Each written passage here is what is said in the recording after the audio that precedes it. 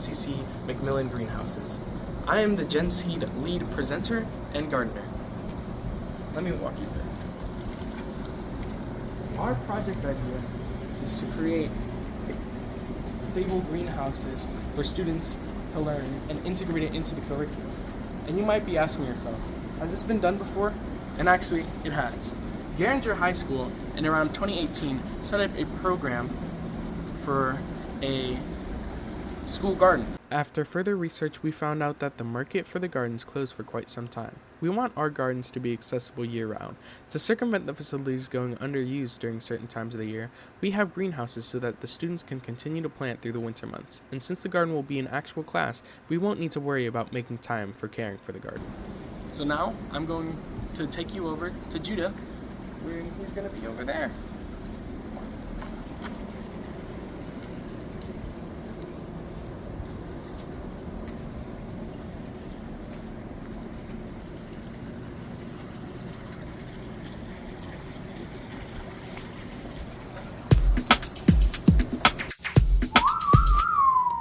Wow, wow, wow. Wow, wow, wow. Hey, I'm Judah. I'm the lead organizer and project developer. A lot of children lack hands-on engagement and nutritional awareness, and this can make it hard to get that healthy lifestyle that parents often want for their children. Our plan is to implement a school garden that will allow us to create fresh produce that we can give to kids while also teaching them how to grow their own so that they can develop independent skills that will allow them to take care of themselves. Follow me to this next room.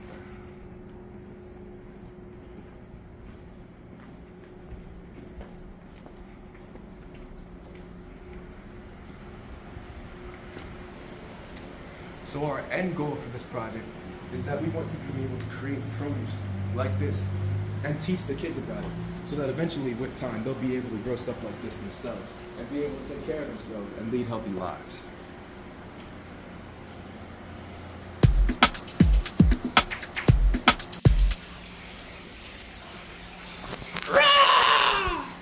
Oh, don't worry. That's just Jimmy.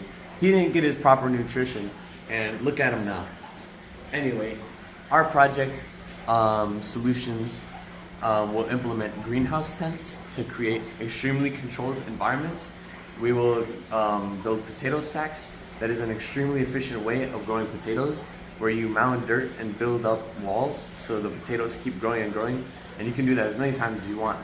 But don't do it too much, or those potatoes will get rotten, and that's no good. Anyway, the greenhouse will create an extremely controlled environment for our students to learn how to adapt their gardens to climate change. They'll learn pest control and simple fundamentals in the gardens to be able to grow their own gardens at home, and maybe even help in a community garden.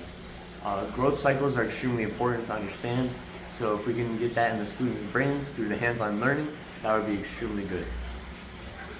In conclusion, the reality is that we just want to help students and children meet their daily nutrition goals and be able to sustain themselves later in life. As we know, the economy isn't great right now, but if we can give students a healthy and efficient way to create their own produce and live sustainably off of themselves and their own skills, then that would be the best thing for this project. That's the exact thing that we want. And follow me over here. You already know food is expensive, and students can use growing garden skills for the rest of their lives. And it could be extremely important. Like, what if inflation keeps happening, and then food is too expensive? You're broke. You need to know how to grow your own food, and maybe you can grow for others. Alright now, with that being said, we're going to move to a segment with our mentor, Professor Goff, a longtime gardener and biology professor. He's going to help us go over some design concepts and how we might set up a garden area inside our greenhouses. What are we talking about? We're trying to do two. One's going to be potatoes. You were thinking the greenhouse tents. Remember? Oh, yeah, greenhouse tents. And then the beds in them. Okay. Don't worry about that. That's still the bird clock. All right, so we're going to do, what are we doing? Two of them? One of them? We're gonna start with one and then expand And then also, Start with 1 and expand. yeah. And then That one's gonna be more lettuces or more potatoes? What are you thinking? we really like the potato stack idea, so we're gonna try to do that. Okay. But if we could fit like a bed and a potato stack in there, that would be awesome. Yeah, potato stack. So you put a potato stack in there. You could potentially, oh, that could be fun. You need a square foot gardening for that. So you potentially do a potato stack, and depending on how you stack it, I love this idea. Now you get me a garden bed design. Oh yeah, oh yeah. I'm getting Kool-Aid Man vibes right now.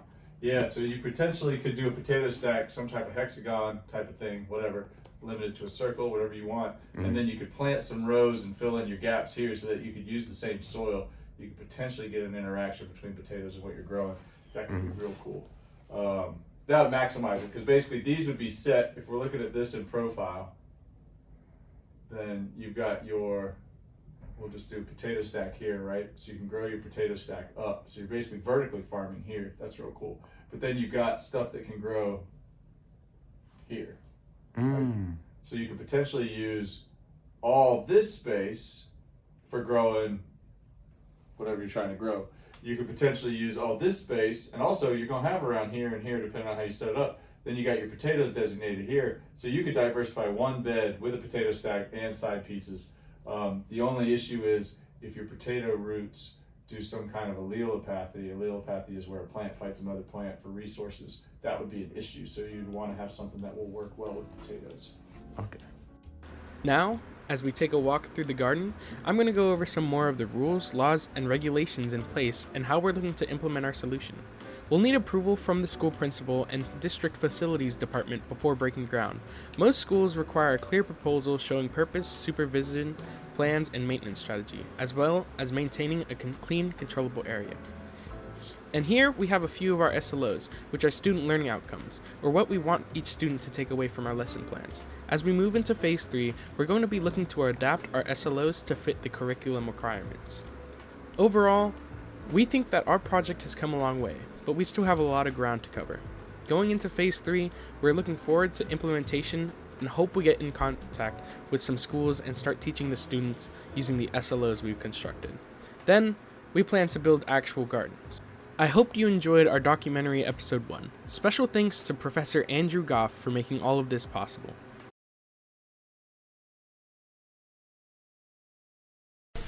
To seed or not to seed.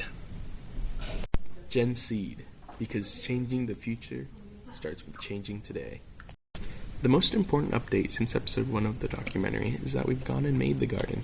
Up from nothing, we've created something beautiful. On screen, you can see the schematics and kind of a rough sketch we made before building this garden. Now, I'm going to go ahead and switch to the live recordings of us actually going to build the garden. Alright, so me and Herman at Lowe's, we just got the boards. We were having major concerns that they would not fit in the car, but we laid the seat down and it goes all the way back. There we go. Look at that 8-foot board in the car, by the way. And then we got 4 foot 2 4-foot. for the width Yeah. or for the length. Oh my goodness. About to go over to United Charter. Yeah, we're gonna go build it. Community school. Look, we got it here. After building the box, we took a little bit to go and gather our thoughts and finish working on anything else we needed to do before finishing the actual garden. Alright, so we're here. We got Herman, we got Judah, we got me, and we got all the plants that all the Mr. Goff's plants. picked up. We got some jams. We got some the cardboard. for the bottom. For the We gotta bottom take of the the bin. sink off. Our equipment in the back.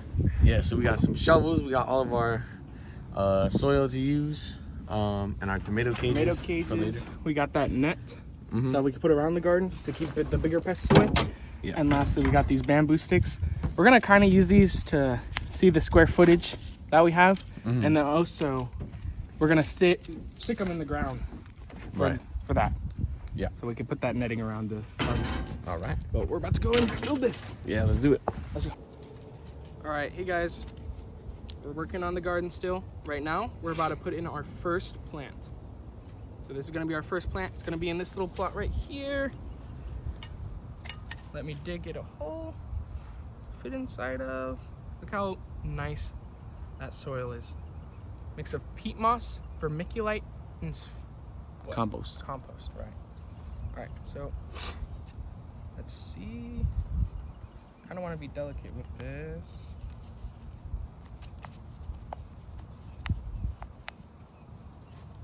There we go. This is going to be the hot pepper. Plant it in like this. Don't press it down too much. Want to make sure the soil is nice and aerated so it can breathe. There's our first plant, guys. Oh yeah. It's not done growing all the fruits, but it's in the ground, and that's what matters. Everything's planted. You can see it here. We have 2 open slots for whatever the children want to plant. We want them to get involved. We want them to be invested in what we're doing here. So we left 2 open slots. They can ask us about something they might want to plant. They might make a list, and then we'll choose 2 of them off there and then let them plant them so they can see what's going on. We're about to start watering. Water it up. These are nice and watered for when we leave. Nice.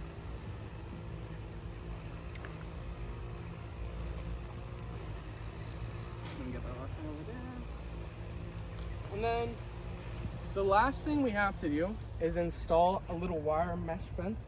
That's just to keep the bigger pests out, like the deers. You know, I mean, squirrels will probably get past it because they could just climb over it, but it'll keep them out pretty well. Yeah. And we just want to make sure we're watering a little bit more than we probably have to right now, but this soil was kind of very dry when we first put it in the ground, so we just want to make sure this is nice and moist. Yeah. Because we might not be coming back for a day or 2. And as long as the soil is moist, and it's also very hot out, so we just want to make sure these plants have everything they need, even if we're not here for a little bit. All right. We had a lot of fun building that garden. It took us between 4 and 5 hours to get the whole thing set up. That includes going to the store, like Home Depot, Lowe's, getting everything we needed, but it was really enjoyable. We brought a speaker to play music, and Michael Jackson. We also brought high spirits and motivation just to get everything we needed done. On screen now is a bi-daily update of how the garden is going and growing, all the way from 4-7 to 4-20. Enjoy these complimentary tunes. I wanna heal, I wanna feel what I thought was never real. I wanna let go of the pain I felt so long. Erase all the pain till it's gone. Can you take me higher?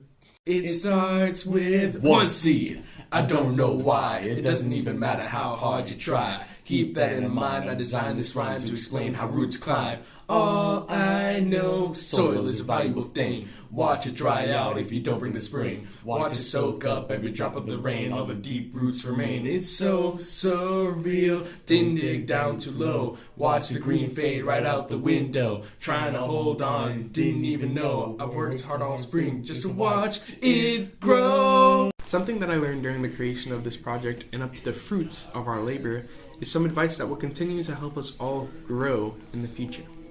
When you're working with people who want to see you succeed, everything seems 100 times easier.